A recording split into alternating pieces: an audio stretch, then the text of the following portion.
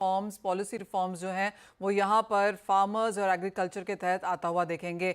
एक और इम्पॉर्टेंट बात है वो ये कि खरीफ की बुआई का सीज़न शुरू हो चुका है और एमएसपी का यहाँ पर इंतज़ार है और यहाँ पर भी माना जा रहा है कि कुछ रिफॉर्म्स और एक बेहतर एमएसपी हम यहाँ पर आता हुआ बाजार में देखेंगे भी। तो काफ़ी सारी चीज़ें हैं यहाँ पर डिस्कस करने के लिए। मानसून है, बुआई है, एमएसपी है और सरकार की तरफ से किस तरह के रिफॉर्म्स और पॉलिसीज आ सकते हैं उस पर भी है। तो कुछ चुनिंदा इंपॉर्टेंट कमोडिटीज़ के बारे में आज हम यहाँ आपसे बात करेंगे।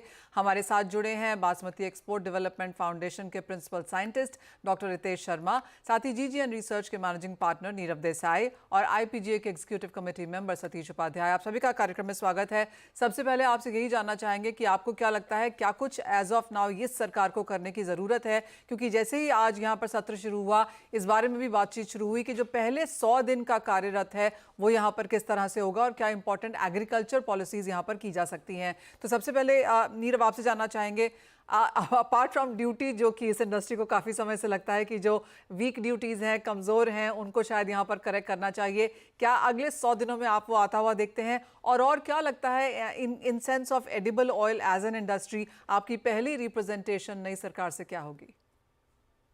आई थिंक गवर्नमेंट का बहुत अच्छा फोकस कंज्यूमर पे रहा है पिछले 1.5 साल से। आई थिंक गवर्नमेंट इलेक्शन को बहुत सीरियसली आई कर रही थी और उसके कारण बहुत प्रो कंज्यूमर एटीट्यूड था गवर्नमेंट का। मुझे ऐसा लगता है कि अब फार्मर के ऊपर फोकस गवर्नमेंट का वापस से आ जाएगा, क्योंकि ये बहुत ज़्यादा इम्पोर्टेंट है। थोड़ा फार्मर ऑयल सीड में भी हल्का सा निग्लेक्टेड फील कर रहा था।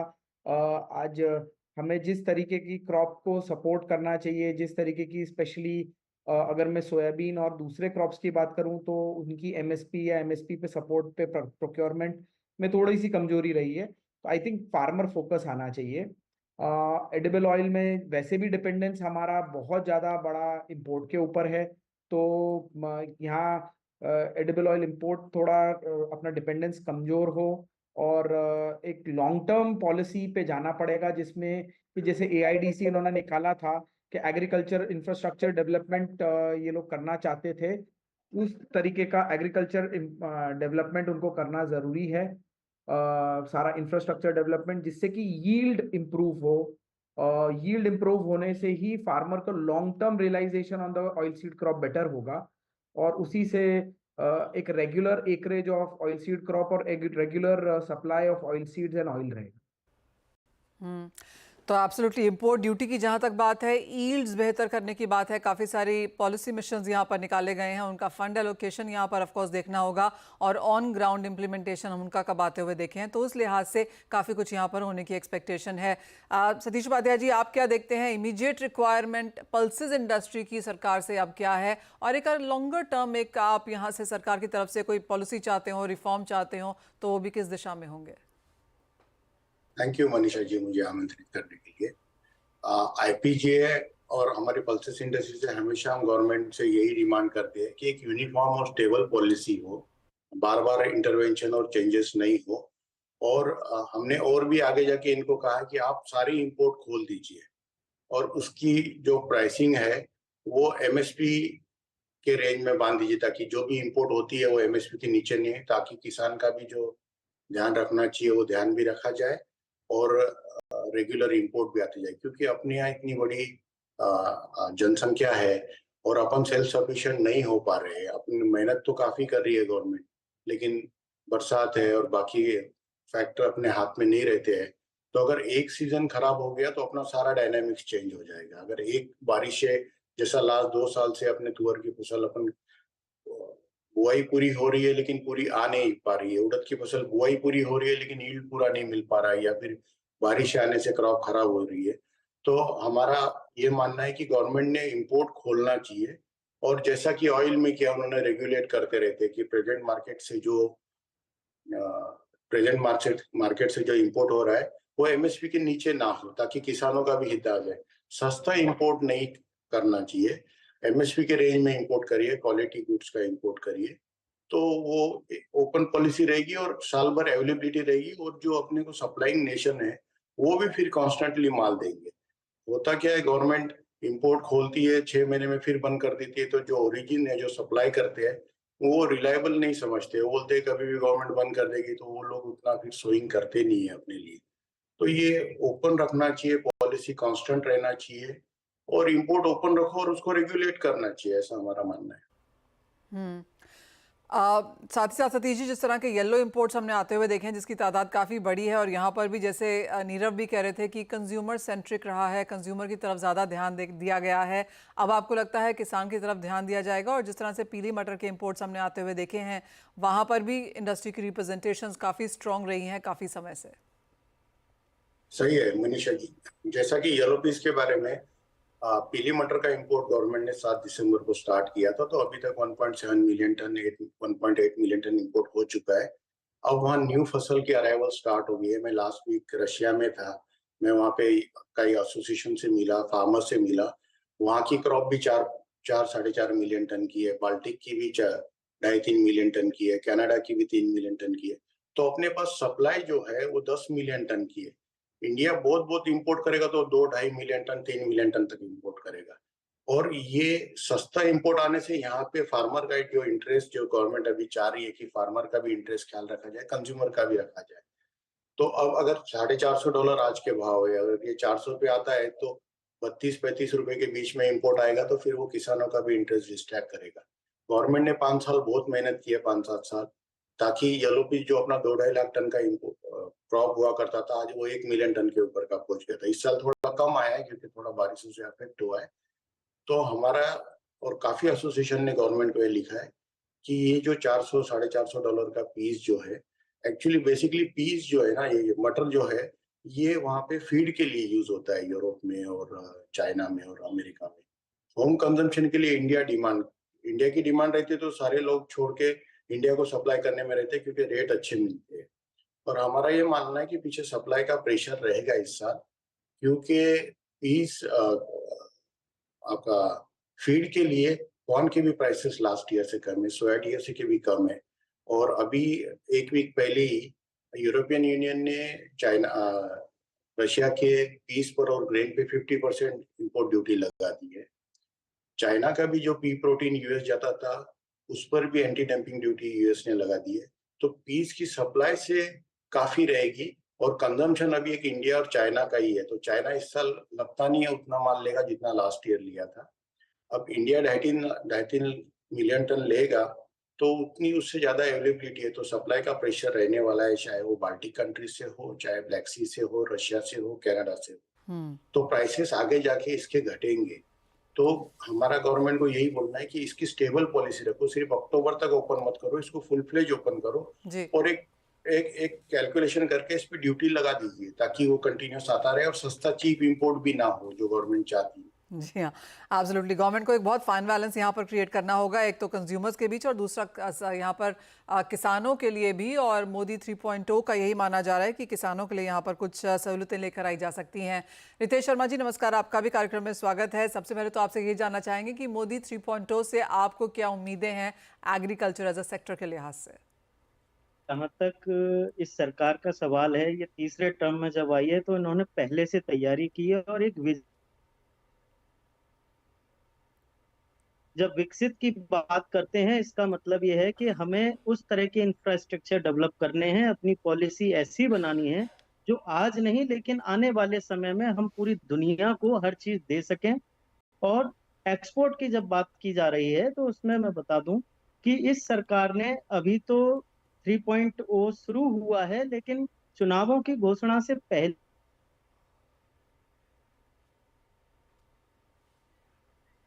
जी, ऑल राइट। रितेश जी, आपका बैंडविड्थ में वहाँ पर कुछ इश्यूज नज़र आते हैं, आपसे फिर से यहाँ पर संपर्क जोड़ने की कोशिश करेंगे। लेकिन बात सही है, इस बार काफ़ी क्लैरिटी है इस चीज़ को लेकर कि कंज्यूमर्स का ख्याल रखा जा चुका है। काफ़ी सारे रोड मैप बनाने की यहाँ पर एक्सपेक्टेशन है, विद टाइमलाइंस की यहाँ पर बात की जा रही है। रितेश जी हमारे साथ यहाँ पर वापस आ चुके हैं। रितेश जी, आप अपनी पॉइंट कह रहे थे।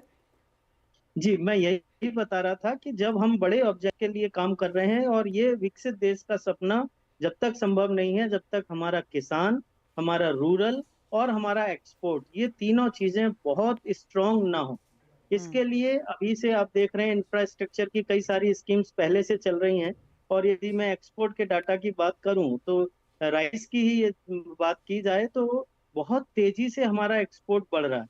बासमती में हमने 5 मिलियन एमटी से ऊपर एक्सपोर्ट कर दिया आप देखिए 2 साल पहले हम जहाँ 26,800 करोड़ प्राप्त किए थे, इस साल 48,000 करोड़ हो गया, यानी कि डबल के लगभग है। ये सब जो योजनाएं हैं एकदम से नहीं दिखती, इसमें समय लगता है। तो अभी जो तैयारी की जा रही है कि हम कैसे दुनिया में ग्लोबल लीडर बन सकते हैं फूड ग्रेन्स के लिए। पल्सेस, अभी हमारे यहाँ पल्सेस और ऑयल सीड की, जैसे अभी हमारे पूर्व वक्ताओं ने बात कही, निश्चित रूप से अभी कमी है, लेकिन हम इंपोर्ट के साथ एक्सपोर्ट के लिए भी उसमें भी तैयारी कर रहे हैं। और उसके अलावा जो सबसे प्रमुख बात है हम्म। वो है लॉन्ग टर्म जो हमारी योजनाएं बन रही है, सरकार जो बना रही है, जी। उसमें एक तो व्यक्ति को, जो हमारे नागरिक हैं, उनको ऐसा भोजन उपलब्ध हो। किसानी जब तक मजबूत नहीं होगी, ऐसा भोजन नहीं होगा जिसमें न्यूट्रिएंट्स ना हो, हम्म। या ऐसा जिसमें पेस्टिसाइड्स का यूज ना हो। क्योंकि कई बार जब आप बात करते हैं ग्लोबल लीडर बनने की, तो आपकी साख बहुत अच्छी होनी चाहिए। हम्म। और साख अच्छी रखने के लिए आवश्यक है कि हम जो किसान भाई जो पैदा कर रहे हैं, वो ऐसी क्वालिटी हो जो दुनिया में कोई भी उस पर उंगली ना उठा सके। तो ऐसी प्रजातियां डेवलप की जा रही हैं, ऐसी टेक्नोलॉजी डेवलप की जा रही है जो इस हमारे सपने को पूरा कर सके। तो इस 3.0 में निश्चित रूप से किसानों के ऊपर, ग्रामीण विकास के ऊपर और कृषि निर्यात के ऊपर पूरा फोकस रहने वाला है, इसमें कोई शक नहीं। एब्सोल्युटली। तो क्लियरली यहाँ पर सभी तबकों को लगता है कि एक बहुत बड़ा फोकस यहाँ पर किसानों पर, किसान वेलफेयर पर, रोड मैप्स पर, एग्रीकल्चर एज अ पॉलिसी के लिहाज से अभी हम यहाँ पर इसको बनता हुआ देखेंगे। नीरव, जहाँ तक अब एमएसपी की बात है, खरीफ की बुआई की बात है, मॉनसून सीजन शुरू हो चुका है, माना यह जा रहा है कि 8 से 10% का एमएसपी हम पल्सेस में बढ़ता हुआ देखेंगे, लेकिन खाने के तेलों में थोड़ी सी मॉडरेशन शायद इस हाइक में देखने को मिल पाएगी। आपकी क्या एक्सपेक्टेशन है? सो एक्सपेक्टेशन तो आई थिंक ऑयल सीड में एक रेगुलर राइज मैं बोलूँगा रहा है ना। पल्सेस जैसा बहुत बड़ा जंप इन्होंने एमएसपी इस पे नहीं दिया है। मैं बोलूँगा ठीक है, एक स्टेबली कंसिस्टेंट राइज आ रहा है। बट ज़्यादा इम्पोर्टेंट जो मैंने पहले भी बोला कि एमएसपी पे अगर बिलो एमएसपी कोई प्रोडक्ट ट्रेड हो रहा है तो उसकी परचेज है। और एक क्लैरिटी टू द फार्मर के इस चीज का अगर प्रॉपर परचेज होगा तो फिर हमारा एकरेज मेंटेन हो सकता है, नहीं तो वो नहीं हो पाता है। और ओवरऑल फार्मर का एक्सपेक्टेशन ऑयल सीड में मैं देख रहा हूँ, पर्टिकुलरली सोयाबीन में थोड़ा फार्मर लॉस्ट है। रेपसीड में फिर भी फार्मर एक कंसिस्टेंट एकरेज इंक्रीज कर रहा है। ग्राउंडनट में भी एक कंसिस्टेंट एकरेज नहीं आ रहा है। तो वैसे भी इंडिया के पास बहुत ज़्यादा बड़े ऑयल सीड ऑप्शंस नहीं हैं। पाम एक बहुत ज़्यादा लॉन्ग टर्म स्टोरी है, जो आप भी समझते हैं कि प्लांटेशन क्रॉप ओवरनाइट नहीं क्रिएट हो सकता है। तो वहाँ मैं कहता हूँ ठीक है कि पाम प्लांटेशन पे गवर्नमेंट का फोकस अच्छा है, बट एक वो बहुत लॉन्ग टर्म स्टोरी है। उसमें धीरे धीरे ही प्रोडक्शन बढ़ेगा और इंडिया का इंपोर्ट डिपेंडेंस 65 to 70% है। तो हमारे लिए एक ज़्यादा consistent pro farmer policy in the matter of purchase at MSP price या इंफ्रास्ट्रक्चर डेवलपमेंट जिससे कि उसकी यील्ड बढ़े और उसका overall return on oil seed crop improve हो, इस टाइप के मेजर्स। और जैसे कि मेरे प्रिसीडिंग स्पीकर ने भी कहा कि गवर्नमेंट ये तीसरी बार आई है। अगर कोई गवर्नमेंट तीसरी बार आ रही है, एक कमिटमेंट वाली गवर्नमेंट है, एक विजन वाली गवर्नमेंट है, तो इस टाइप का विजन लेके अब गवर्नमेंट को आना चाहिए ताकि इंफ्रास्ट्रक्चर डेवलपमेंट करें हम। क्योंकि एमएसपी एक टूल है, क्योंकि आज अल्टीमेटली दूसरे क्रॉप से भी हम compete करते हैं। अगर हम एमएसपी ऑयल सीड की बहुत ज्यादा बढ़ा देंगे तो पल्सेस या कॉटन या मेज के सामने एकरेज कॉम्प्रोमाइज हो जाएगा। और इंडिया में इतनी बड़ी पॉपुलेशन के हिसाब से हमें हर प्रोडक्ट की अवेलेबिलिटी जरूरी। तो सबसे ज्यादा बड़ा इम्पॉर्टेंट डेवलपमेंट जो हमें करना है वो इंफ्रास्ट्रक्चर का करके इंटर्न यील्ड इंप्रूव करने पे जाना पड़ेगा। वो सोल्यूशन एक बहुत लॉन्ग टर्म सोल्यूशन। एब्सोल्युटली। और जैसे कहा भी जाता है कि एमएसपी एक चीज़ है और सिर्फ सरकार एमएसपी पर क्रॉप नहीं खरीदती रह सकती है, कहीं ना कहीं प्राइवेट ट्रेड को भी इंश्योर करना होगा कि वो भी सिर्फ यहाँ पर एमएसपी पे खरीदें, उससे नीचे के किस भाव यहाँ पर किसान को ना दें। तो ऑब्वियसली यहाँ पर काफ़ी कुछ है जो हम मार्केट्स में आगे जाता हुआ देखेंगे। लेकिन इसी के साथ एक कमर्शियल ब्रेक का समय है। जब लौटेंगे तो अपने एक्सपर्ट से यही जानने की कोशिश करेंगे कि उनके पर्टिकुलर एरियाज में क्या एक्सपेक्टेशन है उन्हें, कि क्या आने वाले 100 दिनों में देखने को मिल सकता है।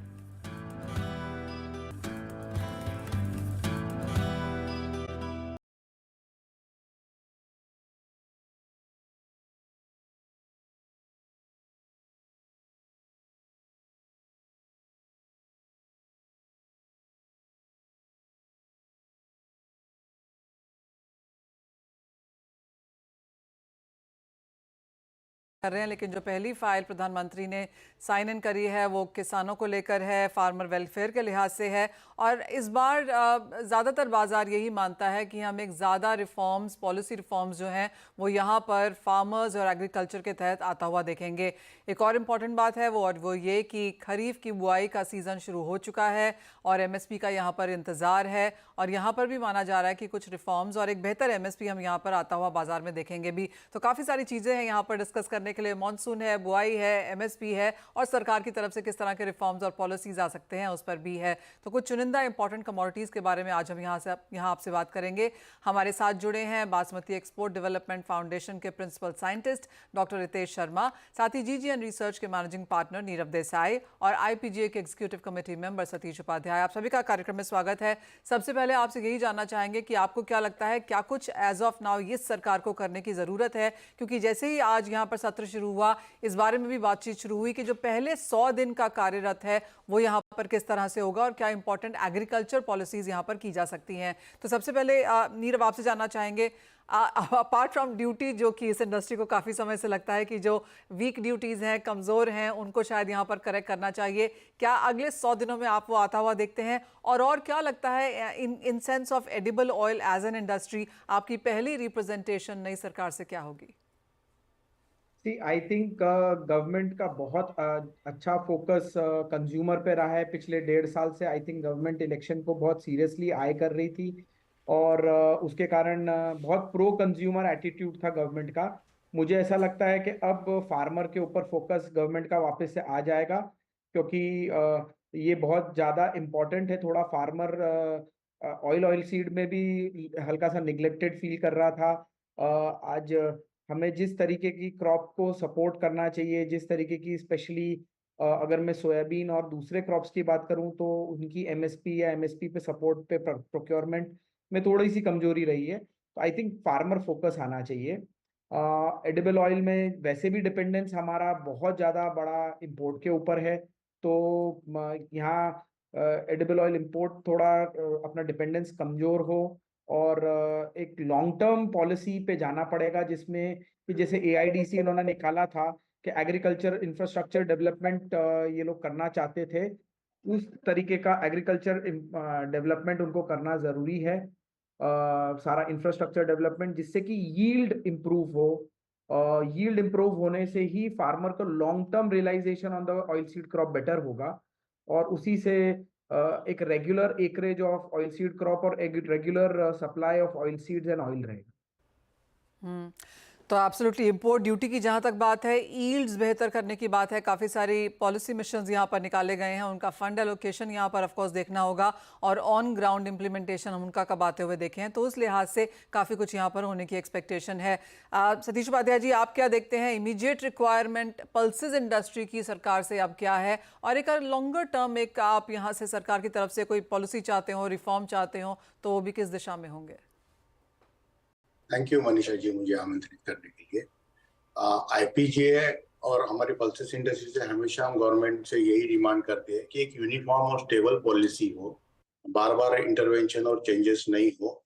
और हमने और भी आगे जाके इनको कहा कि आप सारी इंपोर्ट खोल दीजिए और उसकी जो प्राइसिंग है वो एमएसपी के रेंज में बांध दीजिए, ताकि जो भी इंपोर्ट होती है वो एमएसपी के नीचे नहीं है, ताकि किसान का भी जो ध्यान रखना चाहिए वो ध्यान भी रखा जाए और रेगुलर इंपोर्ट भी आती जाए। क्योंकि अपने यहाँ इतनी बड़ी जनसंख्या है और अपन सेल्फ सफिशिएंट नहीं हो पा रहे हैं। अपनी मेहनत तो काफी कर रही है गवर्नमेंट, लेकिन बरसात है और बाकी फैक्टर अपने हाथ में नहीं रहते हैं।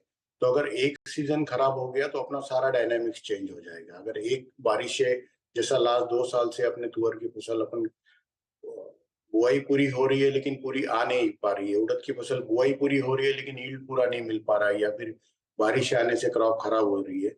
तो हमारा ये मानना है कि गवर्नमेंट ने इंपोर्ट खोलना चाहिए और जैसा कि ऑयल में किया, उन्होंने रेगुलेट करते रहते कि प्रेजेंट मार्केट से जो इंपोर्ट हो रहा है वो एमएसपी के नीचे ना हो, ताकि किसानों का भी हित आ जाए। सस्ता इंपोर्ट नहीं करना चाहिए, एमएसपी के रेंज में इंपोर्ट करिए, क्वालिटी गुड्स का इंपोर्ट करिए, तो वो ओपन पॉलिसी रहेगी और साल भर अवेलेबिलिटी रहेगी और जो अपने को सप्लाइंग नेशन है वो भी फिर कॉन्स्टेंटली माल देंगे। होता क्या है, गवर्नमेंट इंपोर्ट खोलती है, 6 महीने में फिर बंद कर देती है, तो जो ओरिजिन है, जो सप्लाई करते हैं, वो रिलायबल नहीं समझते। वो बोलते हैं कभी भी गवर्नमेंट बंद कर देगी, तो वो लोग उतना फिर सोइंग करते नहीं है अपने लिए। तो ये ओपन रखना चाहिए, पॉलिसी कांस्टेंट रहना चाहिए, और इंपोर्ट ओपन रखो और उसको रेगुलेट करना चाहिए, ऐसा हमारा मानना है। साथ ही साथ सतीश जी, जिस तरह के येलो इंपोर्ट्स हमने आते हुए देखे हैं जिसकी तादाद काफ़ी बड़ी है, और यहाँ पर भी जैसे नीरव भी कह रहे थे कि कंज्यूमर सेंट्रिक रहा है, कंज्यूमर की तरफ ज़्यादा ध्यान दिया गया है। अब आपको लगता है किसान की तरफ ध्यान दिया जाएगा? और जिस तरह से पीली मटर के इंपोर्ट्स हमने आते हुए देखे हैं, वहाँ पर भी इंडस्ट्री की रिप्रेजेंटेशंस काफ़ी स्ट्रॉन्ग रही हैं काफ़ी समय से। सही है मनीषा।